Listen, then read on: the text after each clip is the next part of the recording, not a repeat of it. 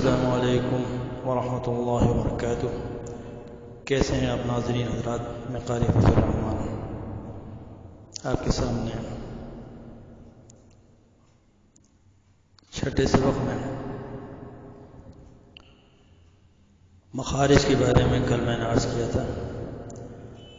آج میں قرآن کے بارے میں کچھ بتانا چاہتا ہوں کہ قرآن کو اللہ تعالیٰ نے اپنے افضل ترین رسول محمد صلی اللہ علیہ وسلم کو مبعوث فرمایا اور ان پر اپنی بہترین کتاب قرآن مجید نازل فرمائی اور ہمیں رات اور دن کے مختلف حصوں میں اس کی تلاوت کا حکم دیا۔ ارشاد باری تعالیٰ ہے: اعوذ باللہ من الشیطان الرجیم، بسم اللہ الرحمن الرحیم، وَمِنَ اللَّيْلِ فَتَهَجَّدْ بِهِ نَافِلَةً لَكَ عَسَىٰ أَن يَبْعَثَكَ رَبُّكَ مَقَامًا مَحْمُودًا۔ اور رات کے کچھ حصے میں تہجد کی نماز میں قرآن کی تلاوت کریں، یہ آپ کے لیے ایک زائد چیز ہے۔ ان قریب آپ کو آپ کا رب مقام محمود سے سرفراز کرے گا۔ سورہ بنی اسرائیل آیت نمبر 79۔ اللہ تعالیٰ نے قرآن کریم کو جس شکل میں اپنے رسول محمد صلی اللہ علیہ وسلم پر نازل کیا ہے، اسی شکل میں اس کی حفاظت کا ذمہ بھی لیا ہے، اور یہ وہی قرآن ہے جس کے اندر ادنا کمی بیشی کے بغیر ہم اس کی تلاوت کرتے ہیں۔ جو شخص قرآن پڑھتا ہے اسے ہر حرف کے بدلے ایک نیکی ملتی ہے، اور وہ ایک نیکی 10 نیکیوں کے برابر ہوتی ہے۔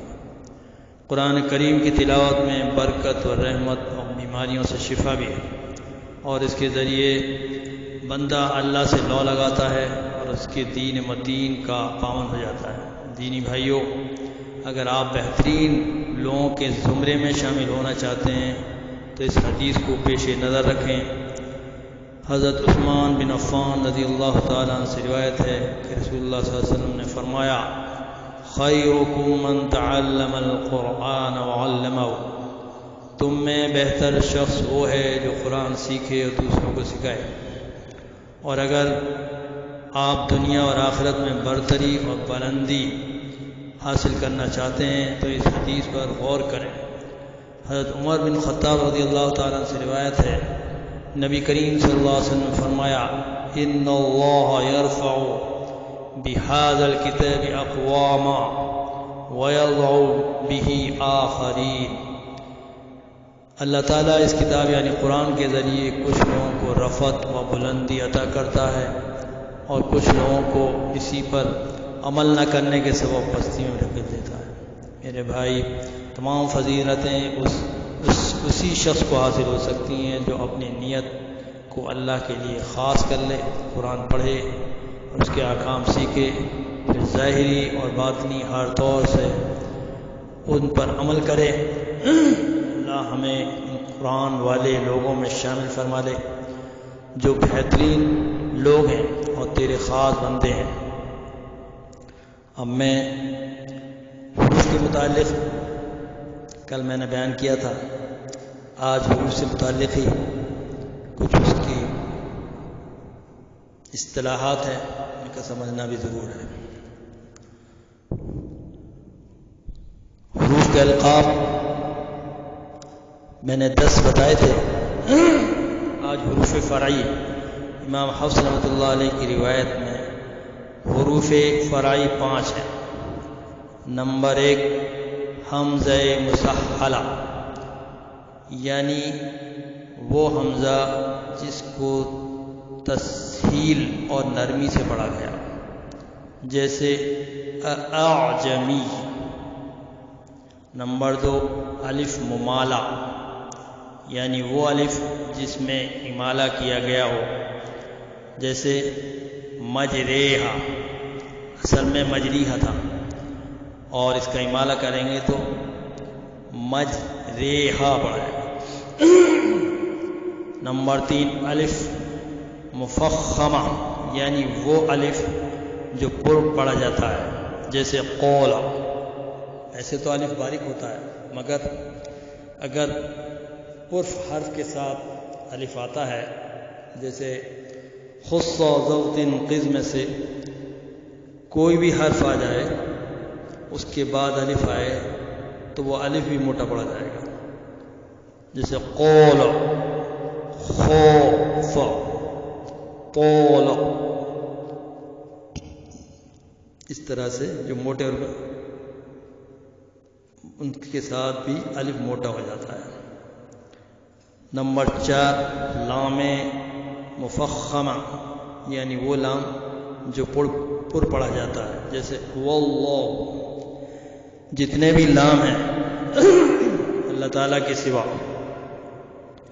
سب باریک پڑھے جاتے ہیں، لیکن اللہ کے لام کا قاعدہ یہ ہے کہ اللہ کے لام سے پہلے اگر زبر یا پیش آ جائے تو وہ لام پر پڑا جاتا ہے، جیسے هو اللہ، علیہ اللہ۔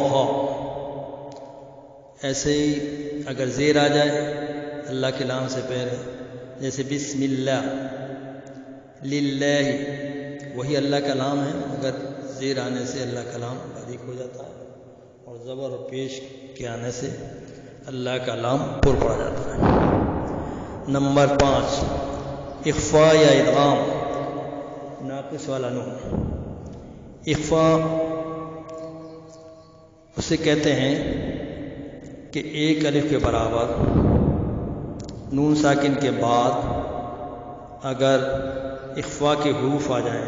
اخفاء کے حروف 15 ہیں، ادغام کے حروف 6 ہیں، اظہار کے 6 حروف ہیں، اور قلب کا 1 حرف ہے۔ نون ساکن یا تنوین کے بعد اگر اظہار کے حروف آتے ہیں، یعنی اظہار کے حروف وہی ہیں جو حروف حلقی ہیں۔ نون ساکن یا تنوین کے بعد اگر اظہار کے حروف میں سے کوئی حرف آ جائے گا تو اظہار ہوگا، جیسے انعمت، انعمت نہیں کہہ سکتے، جیسے کفوا احد، حمزہ آ گیا، الف کے اوپر زبر یا پیش ہو وہ بھی حمزہ کہلاتا ہے۔ نون ساکن یا تنوین کے بعد الف یا حمزہ آئے تو نون ساکن یا تنوین کا اظہار ہوگا۔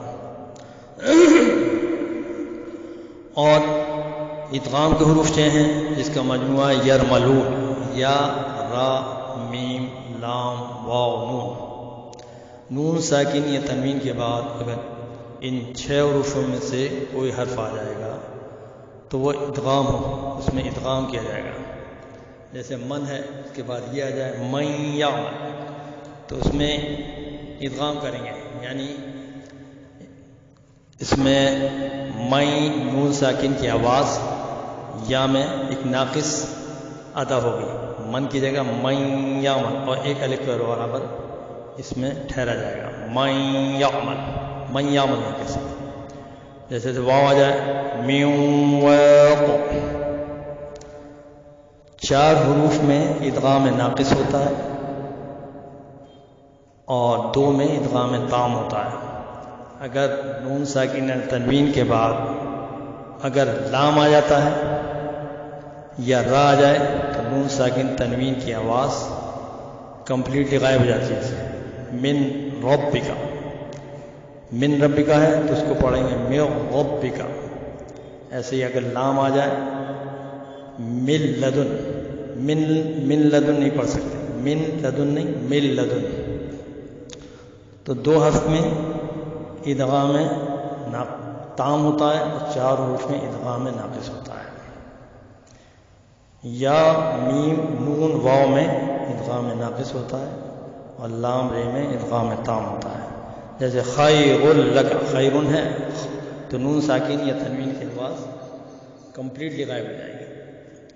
خیر لک وَإِلَٰهُكُمْ إِلَٰهٌ وَاحِدٌ لَا إِلَٰهَ وَإِلَٰهُكُمْ إِلَٰهٌ وَاحِدٌ لَا إِلَٰهَ إِلَّا هُوَ الرَّحْمَٰنُ الرَّحِيمُ۔ اور ایک حرف نون ساکن یا تنوین کے بعد اگر با آ جائے تو قلب ہوتا ہے، یعنی نون ساکن آواز، نون ساکن یا تنوین کی آواز میم میں بدل جائے گی، جیسے من بعدی ہے تو من بعدی، اس کو ایک الف کے برابر ناک میں آواز رکھیں گے، من بعدی.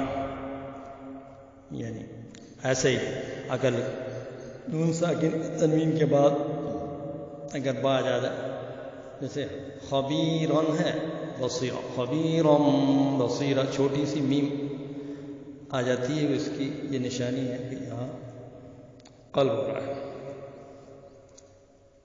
اب میں 7واں رکوع پڑھنے جا رہا ہوں، ترجمے کے ساتھ سماعت فرمائیں.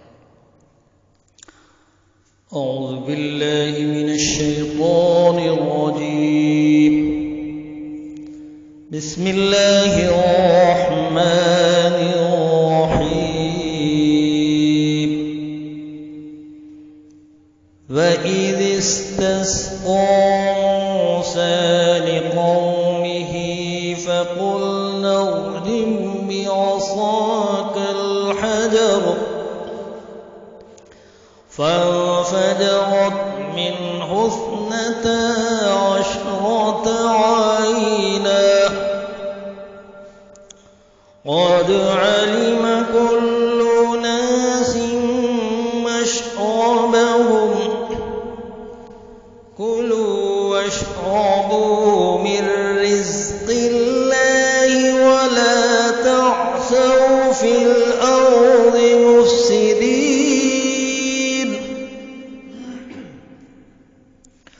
وَإِذْ قُلْتُمْ يَا مُوسَىٰ لَن نَّصْبِرَ عَلَىٰ طَعَامٍ وَاحِدٍ فَادْعُ لَنَا رَبَّكَ يُخْرِجْ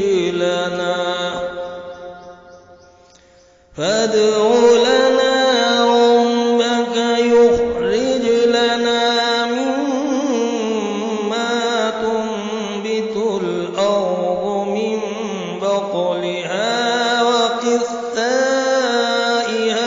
وَفُومِهَا وَعَدَسِهَا وَبَصَلِهَا قَالَ أَتَسْتَبْدِلُونَ الَّذِي هُوَ أَدْنَىٰ بِالَّذِي هُوَ خَيْرٌ اهْبِطُوا مِصْرًا فَإِنَّ لَكُم مَّا سَأَلْتُمْ وَضُرِبَتْ عَلَيْهِمُ الذِّلَّةُ وَالْمَسْكَنَةُ وَبَاءُوا بِغَضَبٍ مِّنَ اللَّهِ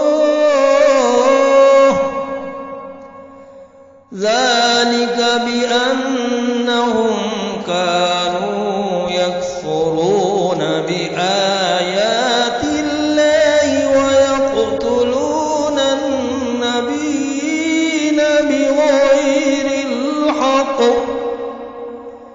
ذَلِكَ بِمَا عَصَوا وَكَانُوا يَعْتَدُونَ.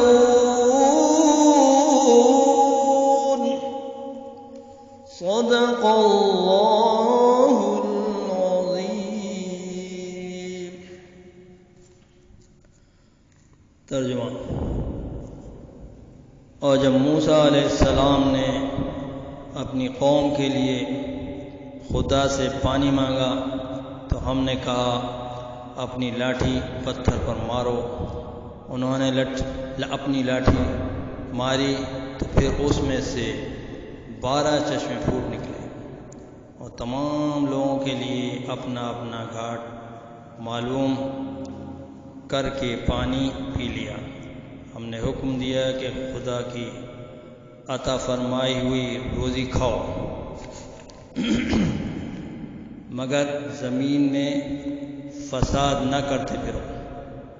اور جب تم نے کہا کہ موسیٰ ہم سے ایک ہی کھانے پر صبر نہیں ہو سکتا، تو اپنے پروردگار سے دعا کیجیے کہ ترکاری اور ککڑی اور گیہوں اور مسور اور پیاز وغیرہ جو نباتات زمین سے اگتی ہیں ہمارے لیے پیدا کر دے.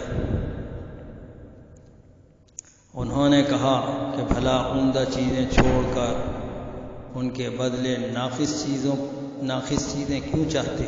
اگر یہی چیزیں مطلوب ہیں تو کسی شہر میں جا اترو، وہاں جو مانگتے ہو مل جائے گا۔ آخرکار ذلت اور رسوائی اور محتاجی اور بے نوائی ان سے چمٹا دی گئی اور وہ خدا کے غضب میں گرفتار ہو گئے۔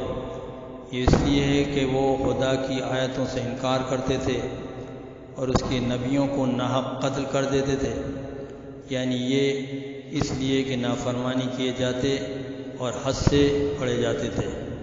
وآخر دعوانا ان الحمد للہ رب العالمین۔